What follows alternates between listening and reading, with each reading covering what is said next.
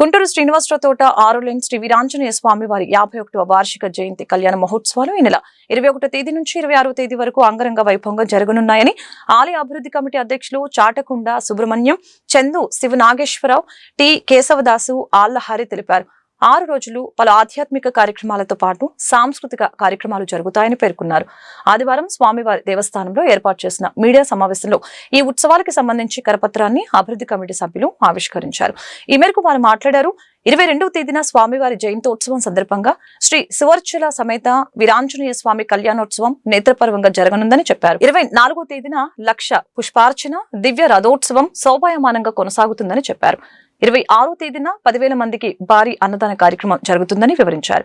కార్యక్రమంలో భక్తులు పెద్ద సంఖ్యలో పాల్గొని స్వామివారి ఆశీస్సులు పొందాలని కోరారు. సమావేశంలో ఆలయ అభివృద్ధి కమిటీ సభ్యులు పాల్గొన్నారు.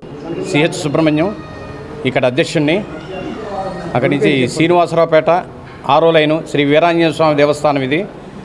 ఇది 51వ మహజ్జయంతి హనుమాన్ జయంతి జరుగుతుంది. మొదటి రోజు వచ్చేసి 21వ తారీఖు అంకురార్పణతో మొదలవుతుంది. 22వ తారీఖు స్వామివారి కళ్యాణం జరుగుతుంది.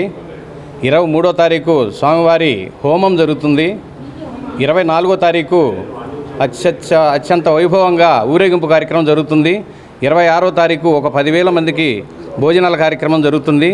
ఇక్కడ భక్తులు కూడా బాగా సహకరించారు.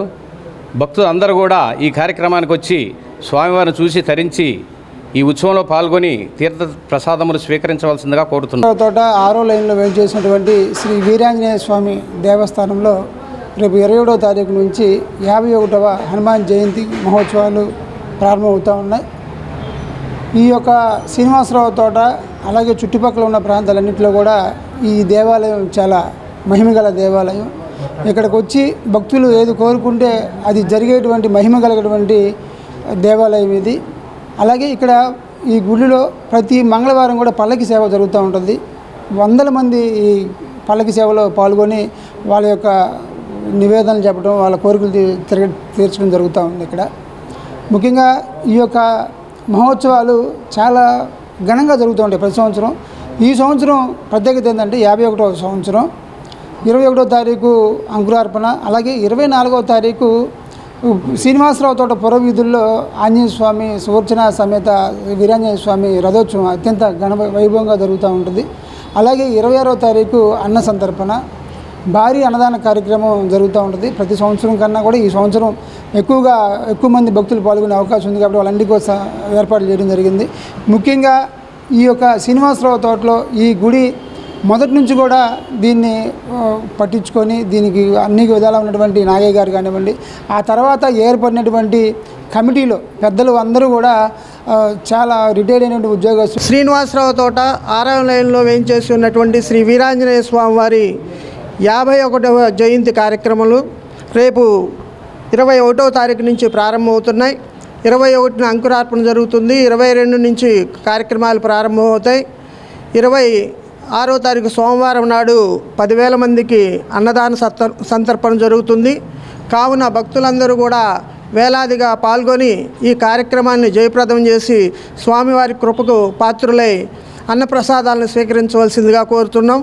అలాగే ఇక్కడ ఉన్నటువంటి భక్తులందరూ కూడా శ్రీనివాసరావుపేటలో ఉన్న భక్తులందరూ కూడా ఎంతో తమ శక్తి మేర ఈ యొక్క కార్యక్రమానికి దోహదం చేస్తున్నారు.